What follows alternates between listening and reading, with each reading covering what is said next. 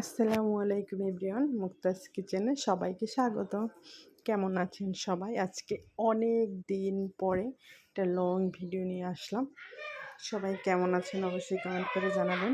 প্রতিদিন বিকেলে কিন্তু বাচ্চাদের কিছু না কিছু নাস্তা লাগেই, আর প্রতিদিন বাইরের খাবার খাওয়ানো উচিত না। তাই আমি ট্রাই করি আমার বাচ্চাদের সবসময় বাসায় বানিয়ে খাওয়াতে। তাই আজকে আমি বানিয়ে ফেললাম মাংসের পুলি পিঠা। আমরা এটা মাংসের পিঠাই বলি। কে কী নামে চিনেন অবশ্যই কমেন্ট করে জানাবেন। প্রথমে তো আমি কিছুটা মুরগির বুকের মাংস নিয়ে নিলাম। তারপরে ওর মধ্যে গোলমরিচের গুঁড়ো আর লবণ দিয়ে সিদ্ধ বসিয়ে আটাটা মেখে নিচ্ছি।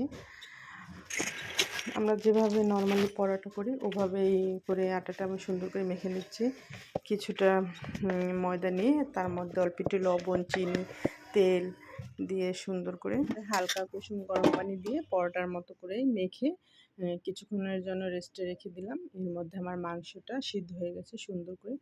এখন এই মাংসটা তুলে এরকম একটা কাঁটা চামচের সাহায্যে ঝুড়া করে নিলাম। তারপরে সুন্দর করে মাংসটা রান্না করে নেব।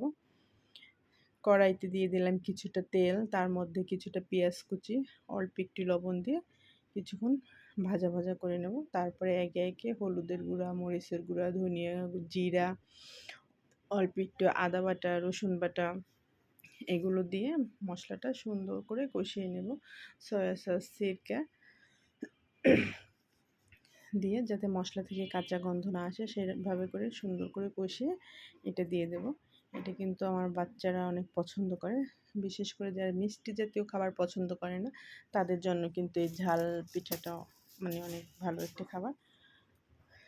তারপরে দিয়ে দিলাম কিছুটা গাজর কুচি। এটা কিন্তু আমার ফ্রিজে ছিল, আমি ফ্রোজিং করে রেখে সারা বছরের জন্য ওই গাজর, মটরশুঁটি এগুলো আমি রেখে দিই। তারপরে দিয়ে দিলাম ম্যাগি মশলা আর বোম্বাই মরিচ। ঝাল যে পছন্দ করেন সে দেবেন, নয়তো বা স্কিপ করবেন, কিন্তু আমরা সবাই ঝাল পছন্দ করি, এই কারণে বোম্বাই মরিচ দিয়ে সুন্দর করে মাংসটা রান্না করে নিলাম। তারপরে আমার এই দিকে আটাটাও আমার সেট হয়ে গিয়েছে, এই যে নরম তুলতুলে। এটাকে এখন সুন্দর করে একটা রুটি বেলে নেব।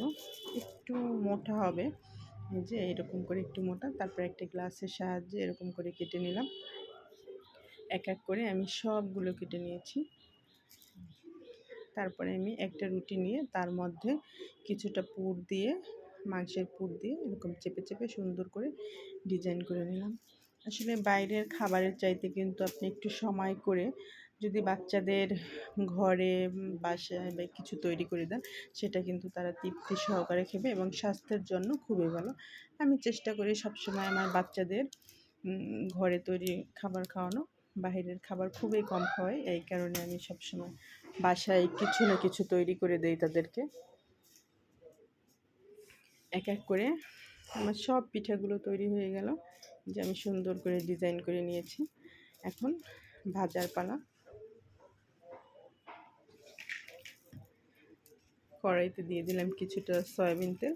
তেলটা যখন গরম হয়ে আসবে তখন এক এক করে সব পিঠাগুলো দিয়ে সুন্দর করে উল্টে পাল্টে ব্রাউন কালার করে ভেজে নেব পিঠেগুলি। এটা কিন্তু গরম গরম সস দিয়ে খেতে ভীষণ মজার হয়ে থাকে। ঠান্ডা হলেও ভালো লাগে, তবে গরম খেতেই বেস্ট। সন্ধ্যায় চায়ের আড্ডায় কিন্তু একটা দারুণ মজার একটা আইটেম।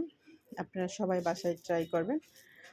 আর কে কে অবশ্য কী নামে চেনেন সেটা অবশ্যই কমেন্ট করে জানাবেন। আমরা কিন্তু আগেই বলেছি এটাকে মাংস পিঠে বলি। সবাই ভালো থাকবেন, সুস্থ থাকবেন। আল্লাহ হাফেজ।